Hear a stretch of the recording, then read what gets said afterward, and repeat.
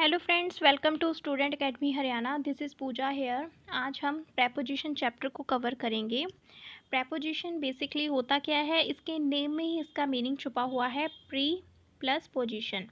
जो words noun या pronoun के पहले लगते हैं और दूसरे नाउन और प्रोनाउन से उसकी पोजीशन को बताते हैं, उसको हम प्रेपोजिशन बोलते हैं। सो इसका बेसिकली मीनिंग क्या हो गया, वर्ड्स रिलेटिंग टू पोजीशन। देख लेते हैं कि अब कौन कौन से वो वर्ड्स हैं जो प्रेपोजिशन में पोजीशन को बताते हैं। सबसे पहले है हमारा इन, ऑन और एट। इन क्या होता है हमारा, जो हमारा एरिया और वॉल्यूम को बताता है। और ऑन क्या होता है, जो सरफेस को बताता है। एक एग्जाम्पल की हेल्प से समझते हैं। जैसे कि आप ये चेयर देख रहे हैं, इसमें आर्म रेस्ट है, तो आप इस चेयर में कहाँ बैठेंगे, चेयर के अंदर घुस के बैठेंगे इस जगह पर, और ये एक एरिया को कवर कर लेती है, तो इसमें हम इन का यूज करेंगे। जैसे कि इसका एग्जाम्पल देखते हैं, I am sitting dash the chair, तो इसमें आपका इन लगेगा क्योंकि आप चेयर के अंदर घुस के बैठेंगे और एक एरिया वो कवर करेगी। अब अगर बात करें इस वाली चेयर की, जिसमें कोई आर्म रेस्ट नहीं होते, तो आप इस चेयर में कहाँ बैठेंगे, इस जगह पे।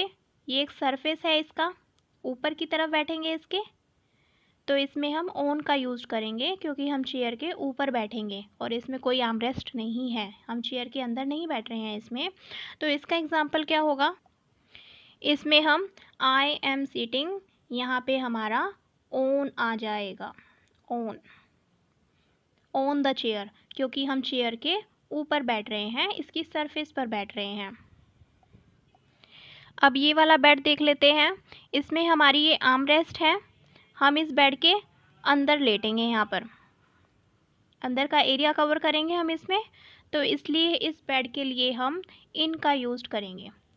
जिसमें आर्म रेस्ट होगी हम उसके अंदर बैठेंगे, उसमें इन का यूज़ होगा, और जिसके हम ऊपर बैठेंगे जिसमें आर्म रेस्ट नहीं है, सरफेस का यूज़ करेंगे, उसके लिए हम ऑन का यूज़ करेंगे। अब ये वाला एग्जाम्पल देख लेते हैं। जैसे कि ये आपको एक टेबल दिख रहा है, इस टेबल के ऊपर एक बॉक्स रखा हुआ है जो उसकी सरफेस पे रखा है, उसकी सतह पर रखा है। जैसे कि एग्जाम्पल है, I can see a box dash the table, तो हम बॉक्स को कहाँ देख रहे हैं, टेबल के ऊपर, तो इसलिए हमने इसमें ऑन यूज करा है। अब ये वाला बेड देख लेते हैं, इस वाले बेड में कोई भी आर्म रेस्ट नहीं है, हम यहाँ बेड के ऊपर बैठेंगे, तो हम इसमें क्या यूज करेंगे, ऑन, क्योंकि हम इस बेड के सरफेस को कवर करेंगे। सो आई होप आपको इन और ऑन का जो बेसिक डिफरेंस है वो क्लियर हुआ होगा। अब एट का मीनिंग क्या होता है, एट का मीन्स होता है एक पॉइंट। जैसे कि एग्जाम्पल की हेल्प से समझते हैं, मैंने कहा meet me dash dash the desk, तो मैं क्या कह रही हूँ कि मुझे आप डेस्क पे मिलो, तो मैं एक पॉइंट को बता रही हूँ कि आप मुझे उसी पर्टिकुलर जगह पर मिलो, तो इसमें हम इस एट का यूज़ करेंगे। हमें क्या पता लगा, इनमें हम एक एरिया, एक वॉल्यूम को कवर करते हैं, तो इसका पोर्शन ज़्यादा होता है, ये सबसे बड़ा हुआ। ऑन में हम सरफेस को कवर करते हैं, तो इसका पोर्शन कम हुआ, और एट में सिर्फ हम एक पॉइंट को कवर करते हैं, तो ये सबसे छोटा हुआ। अब इसका यूसेज देख लेते हैं कि कैसे इसको हम यूज़ करेंगे। जैसे कि मैंने कहा 4 PM, मैंने एक पर्टिकुलर टाइम की बात करी, 4 बजे, तो मतलब 4 ही बजे, ना आगे ना पीछे, तो इसमें मैं एट का यूज़ करूँगी। मैंने कहा मंडे, मंडे जो है पूरा पूरा एक दिन कवर कर रहा है, तो इसमें हम ऑन का यूज़ करेंगे क्योंकि ये पूरा दिन कवर कर रहा है, इसका पोर्शन जो है एक पॉइंट से ज़्यादा है, तो इसमें ऑन आ गया। अब अप्रैल है, अप्रैल में आपने देखा होगा पूरा का पूरा मंथ कवर होता है, बहुत सारे दिन होते हैं इसके अंदर, तो इसलिए इन यूज्ड हुआ। इन हमने ज़्यादा पोर्शन में कवर करा था ना, ऑन हमने उससे कम में, और पॉइंट जो सबसे ही कम हो, जो एक पर्टिकुलर चीज़ की बात करें, तो अब 2010 देख लेते हैं। 2010 में हमारे 12 महीने थे और महीनों के अंदर दिन थे, और तो ये ज़्यादा पोर्शन कवर कर गया, तो इसमें भी इन लगेगा। अब 15 अगस्त देख लेते हैं। 15 अगस्त मतलब एक पूरे दिन की बात हो रही है, 15 अगस्त के, तो इसमें भी ऑन लगेगा। तो आपको पता चला कि हम डे, मंथ और ईयर में इन, ऑन और एट का कैसे यूसेज करते हैं। अब हम मॉर्निंग, इवनिंग और नाइट में इसका यूसेज देखते हैं।